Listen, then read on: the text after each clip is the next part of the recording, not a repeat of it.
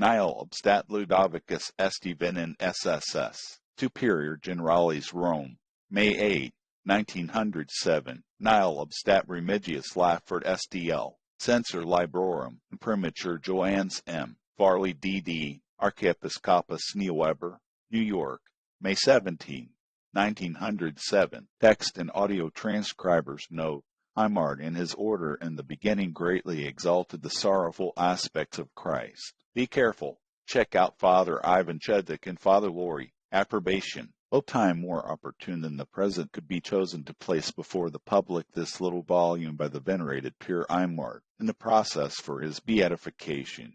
Already begun, his writings have been declared faultless by the Sacred Congregation of Rites. Our Sovereign Pontiff, Pope Pius X, has recently issued his extraordinary decree on daily communion, thus marking a notable era in the spiritual life of Holy Mother Church. To all pious souls who hearken to the paternal injunction of the Holy Father, this little book will afford food for deep and serious meditation. Its pages are studded with Eucharistic jewels just as they fell from the lips of the ardent apostle of the Holy Eucharist. It will, as we believe, supply a need long felt by Eucharistic congresses, and help to disseminate such literature as those worthy bodies of the clergy earnestly recommend. We trust the real presence is only an introduction to the whole series of Pure Eymard's works, which we would be glad to see soon in English garb. No sentence from the writings of the sainted servant of God can fail to give strength and courage and comfort to all lovers of our Eucharistic Lord. May his words help to establish the reign of Jesus Christ in the hearts of the faithful. October 1906. J. Art. Ibbins, Archbishop of Baltimore. Letter of the Bishop of Tarbes. We have with pleasure read carefully the series of the Library of the Blessed Sacrament, published by the religious of the Most Blessed Sacrament. Not only have we found nothing not in conformity with the teachings of the Church and the sacred theology upon this mystery of faith, but all in it appears to us full of the Spirit of God. All breathes the sweetest, the truest, the most edifying piety.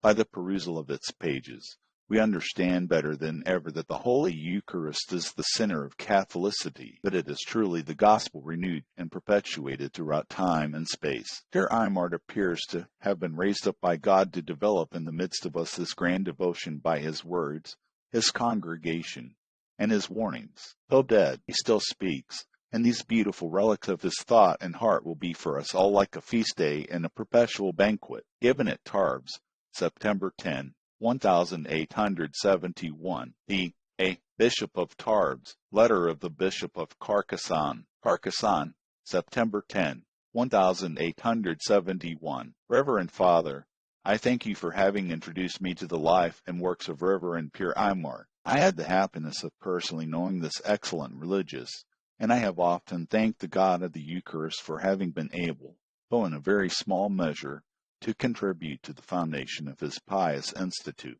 Here Eymard's life accorded admirably with the Eucharistic teachings of which he was the apostle, and we may in all truth apply to him the word of our holy books, coepit facer et docert. In his discourse and his writings, I saw that he had, above all, commented the inexhaustible theme of the gospel applied to the Eucharist. The meditations that you have called, Reverend Father, will be most acceptable to devout souls, and will increase their love for the sacrament of the altar. I desire for this publication the legitimate success that it deserves, and I beg you, Reverend Father, to accept the expression of my most respectful and devoted homage in our Lord. Francois, Bishop of Carcassonne. Preface of the second edition. In offering to devout adorers of the Most Blessed Sacrament the subjects of adoration, we must say a word on their origin and the end proposed in publishing them. The very ref. Here Eymard left numerous manuscript notes on the Most Blessed Sacrament. These notes were the fruits of his own adoration, and they served for the basis of his sermons. He practiced what he preached.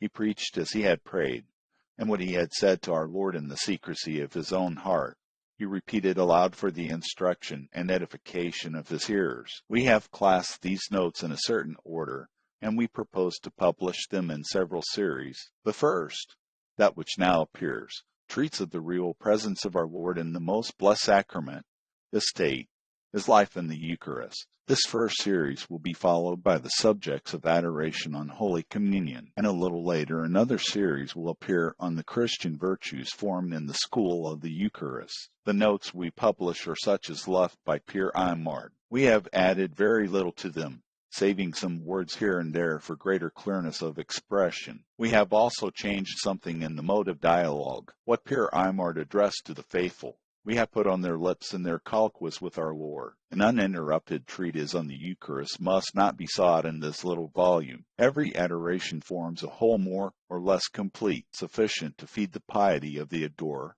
though leaving, perhaps, something to be desired on the point of regular order. To the meditations taken from Julian Eymard's notes we have added some gathered from his spoken word. These latter are not less pure, not less authentic than the former. Julian Eymard sometimes read the copies of what was taken in this way, and in them he recognized not only his own thought, but even his very expressions. So much for the origin of this little book. Roman 2, as their title announces, the following pages are only subjects of adoration. Prayer is not made in them, nor are they so perfectly developed that the soul can find nothing to add from her own mind and according to her own grace. The breaks, the suspensions, will even facilitate the soaring of the heart. There is sufficient matter to serve as a guide, but not enough to dispense the soul from formulating acts of her own. Adoration is a dialogue. It is made at the feet of our Lord living and present. The adorer must speak to him,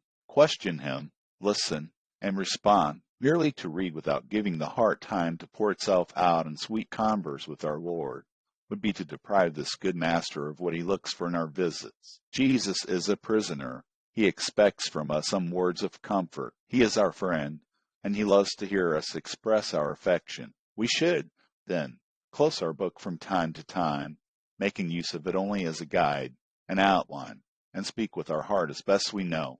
Our Lord understands all dialects, and he pays little attention to the purity of language if it comes from a loving heart. May these subjects of adoration do their part in feeding the devotion that is daily spreading more and more toward the most blessed sacrament. May they make souls understand that the Eucharist is not only the holy sacrifice, not only Holy Communion, but still more, our Lord Jesus Christ personally present and living to love us and to abide with him, to be his companion, his friend, his consoler, his guide, and to obtain in return his heart and the homage of his thoughts in his life. We have few remarks to make in issuing this edition. The first was received with so much favor, and bought up in so short a time, that we may hope a similar success for this one. Some remarks have been submitted to us on such or such an expression, on slight shades of meaning, and other details. We have acted upon them as far as we possibly could. These corrections regard only the work of the editor. The thought of the venerable author still stands in all its integrity. 15 hitherto unedited meditations notably increase this new edition. 1.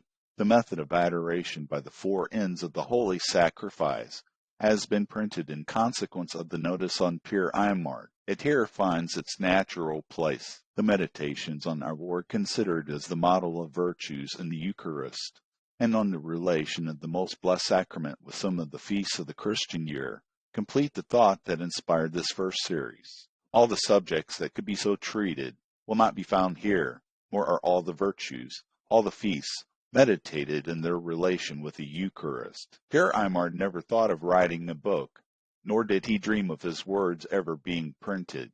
We leave to souls of prayer to complete what is here only hinted at. We open to them the way. It is for them to follow it in prayer and recollection at the feet of Jesus Eucharistic. We do not present a finished picture, but the outline, the plan, of what might be called the life of Jesus Christ in the most blessed sacrament of the altar.